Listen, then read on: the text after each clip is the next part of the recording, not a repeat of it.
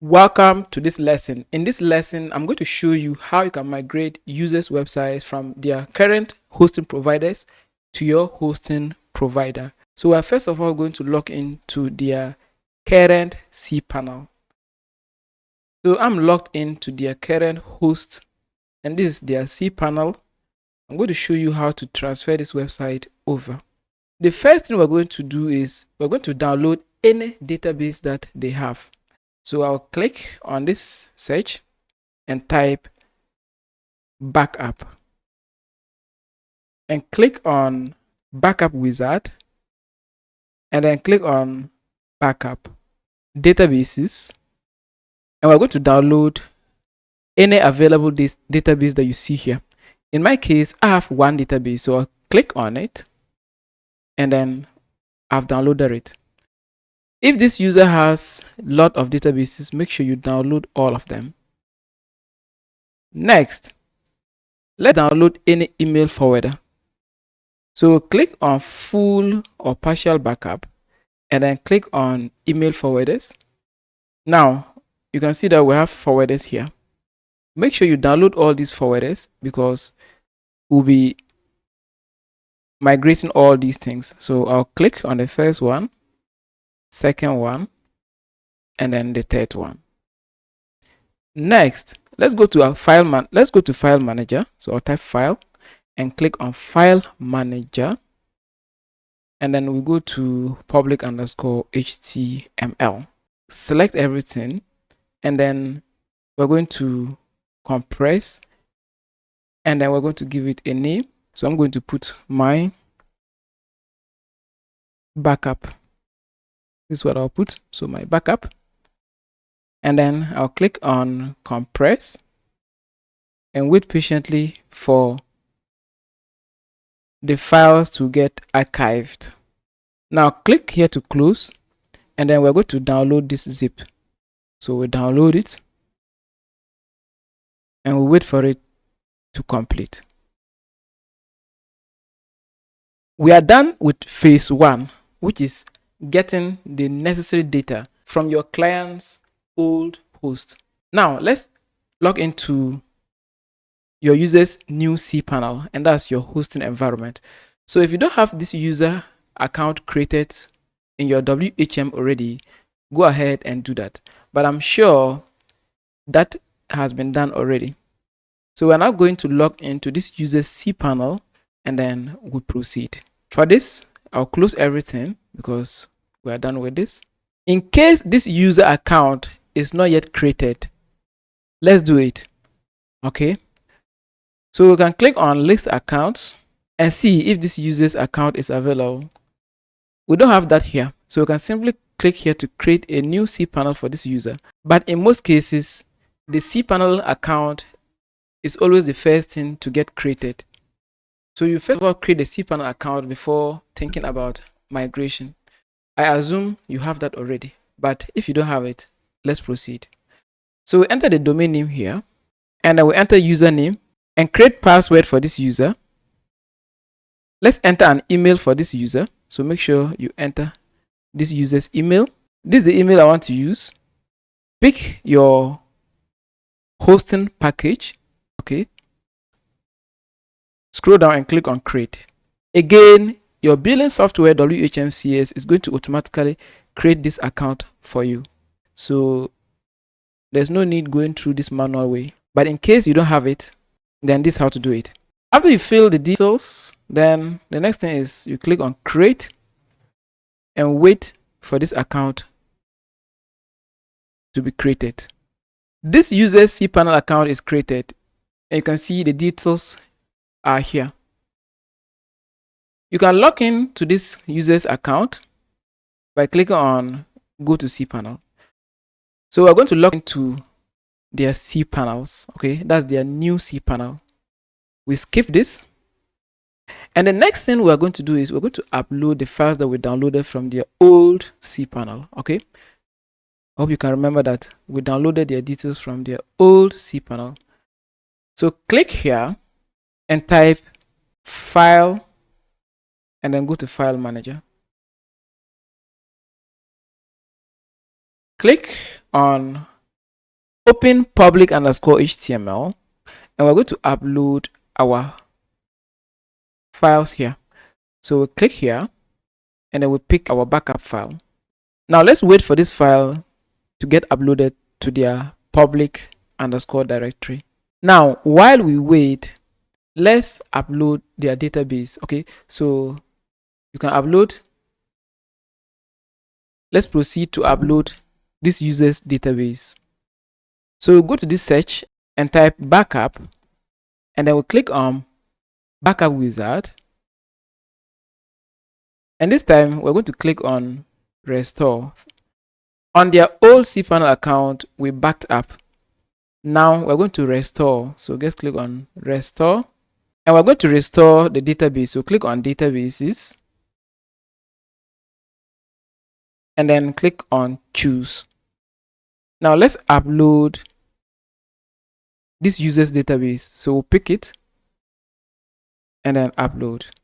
Make sure you navigate to where you have it downloaded and then upload it here. The next thing we're going to do is we're going to upload this user's email forwarders. So I'll click on select restore type and click on email forwarder, and then we'll click here and we have the aliases here.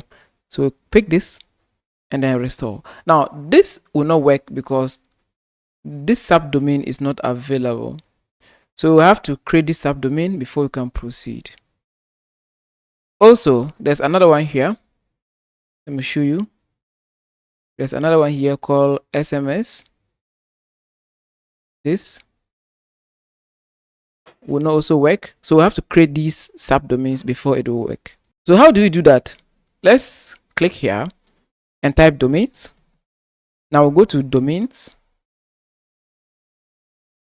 And we're going to create our subdomain. Click on create, and then we'll enter those subdomains here, and then we'll submit. Our second domain, which is SMS. So our second domain is SMS. So SMS, and then we submit. Success, we have created our second subdomain. Now let's proceed to restore their email forwarders. So I'll click here and type backup wizard restore email forwarders. Click here and pick the aliases, and then we upload. Click again and pick the second one, which is this one, and then upload. Good job. Now let's check our backup file to see if it has been uploaded. So we'll go here and you see successfully uploaded. Click on that link, and then we're going to restore this. So guess extract and then extract. Close, and that's it. Now let's delete this. Delete. Perfect. So we're done with that. Next, let's create a user for our database, because when you go to database, so come here and type database and go to manage my databases. We only have database, but we don't have user. So you have to create a user for this cPanel user. The way we do that is make sure you go to your users public underscore HTML and go to where their database configuration file is, and then we're going to edit this. You can even view it. Let's view it. So view, and here are this user's database details. So I'm going to copy the username because this is the username, but the prefix, that one is there for you, but let's pick this one because it's the user and this is also the password. Okay, so I'm going to copy the password because I can remember this. I will simply type this. We come here and then we'll paste that password here and here. Let's put my user. Let me check.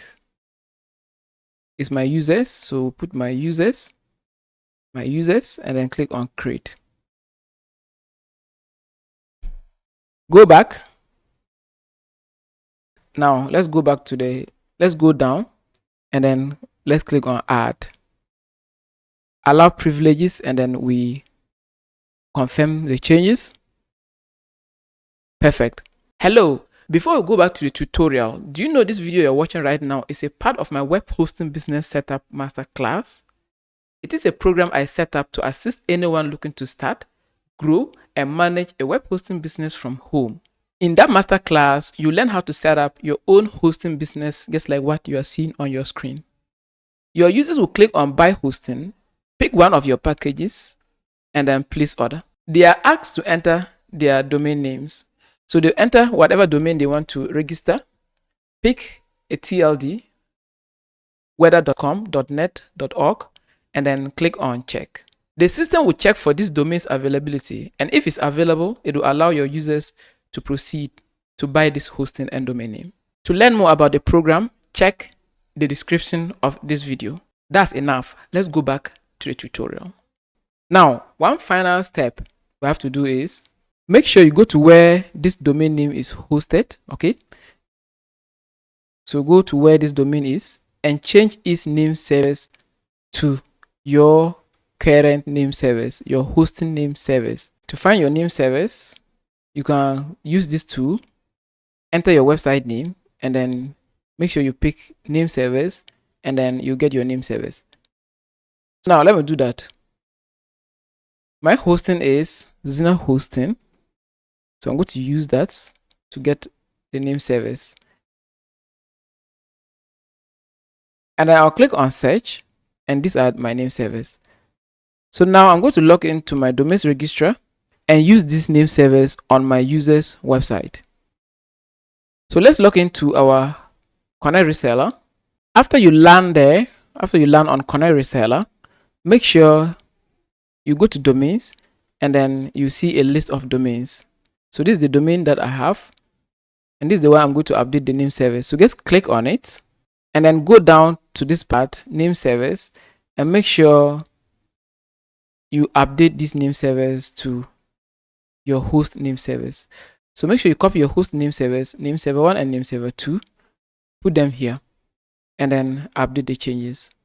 If not, your website or this website will never connect to your new server or to your server. Okay, this is the final step in migrating your user's website to your own web hosting business. Okay, and then just give this website some time because it's going to take a while to propagate. I'm going to type my website name, hit enter, and we've successfully migrated it to our new server.